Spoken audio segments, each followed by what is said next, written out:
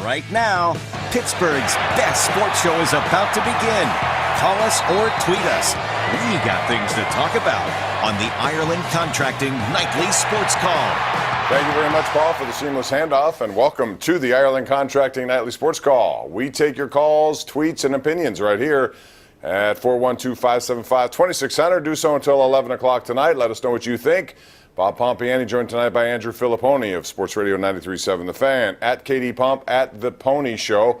He'll also be on with us tonight on the Showdown. We have an interesting panel with Paul Zeiss and Jeff Hathorn. That'll be on a little late tonight because of the length of the golf tournament, which was won by a newcomer to the tour, Max Homa, and a guy who now life-changing experience. Anyway, I'm sure you don't want to talk about that. I love golf, but I know most people would rather talk about other issues. We'll begin with the Pirates, who came away with a big win today. Andrew Fillipponi of The Fan is here. Andrew, let me ask you about that, because yesterday they were down 3-0 after getting pounded 14-1. Given what they've done here this weekend, pretty good weekend. I know it's the Oakland A's. I know they had a terrible road trip. I think they went 1-9 on this road trip. They had lost 6 in a row, swept twice.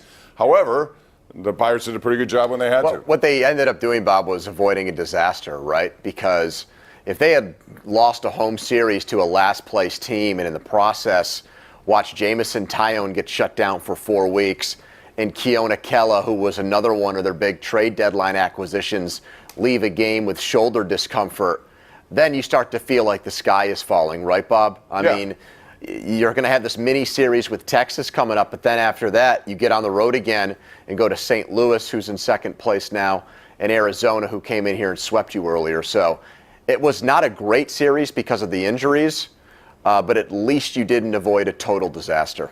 Yeah, that road trip, by the way, has 4 in St. Louis, then it has 3 in Arizona, and then 4 more in San Diego, which is a pretty good team right now with the addition of Manny Machado. So the Pirates have not done well against those kinds of teams. They've done well against the Oaklands, the Texas. That's fine, but you somehow have to get back into play.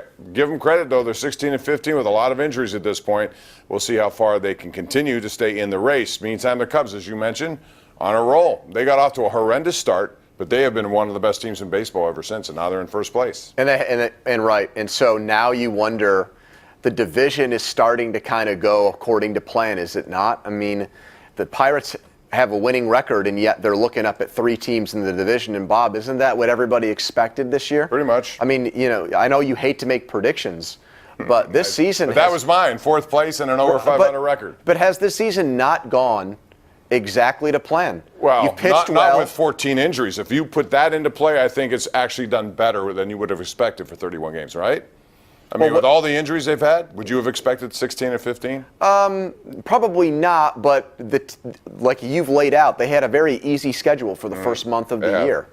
And you know what? Like, Milwaukee lost Knebel before the season started. Morrow hasn't pitched the 9th inning for Chicago. Other teams in your division have had injuries. I know not to the Pirates' extent, but you've pitched well.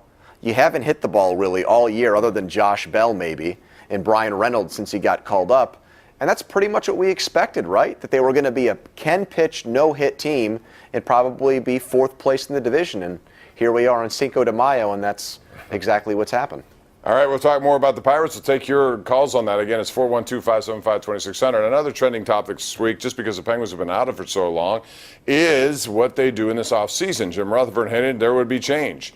Don't know what exactly that is, but you would suspect that somebody of the core, you would think, would be included in that. Maybe not, maybe so, but if you're going to get anything in return, you might have to do that. But, Andrew, the other thing is we just watched a team that swept the Penguins get swept right out of the playoffs. Yeah. Which is, it makes you wonder about just where the Penguins were coming into this. I know they didn't play a team that they would have probably preferred stylistically, but they had that assignment, and they did exactly everything wrong based on the way that team played. Yeah, I don't care that it was a bad matchup in a contrast to styles, that you got into a slow-down game against a defensive team. You can't get swept by the Islanders. You can't score only 6 goals in a 4-game series. Sidney Crosby only 1 point. Okay, that's unacceptable. And to watch the Islanders go out so meekly here in the second round, I think only really emphasizes what Jim Rutherford said at the end of the year, that this team, you cannot be complacent. You only have a finite number of years with this core where you can make a Stanley Cup run. And you got to take that very seriously if you're the general manager. Now, Bob, that being said, I know I would not want to be the GM that traded Evgeny Malkin. I would not want that on my legacy here. I think that's a big risk.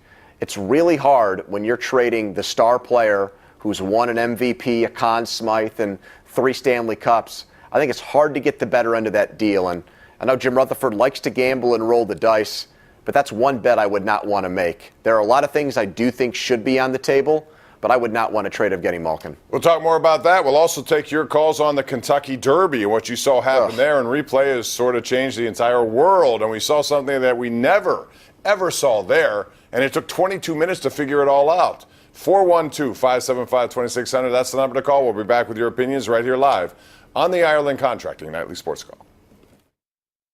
The Ireland Contracting Nightly Sports Call is brought to you by Ireland Contracting, putting new roofs on Pittsburgh homes for over 25 years. Call Ireland Contracting at 1-800-NEW-ROOF.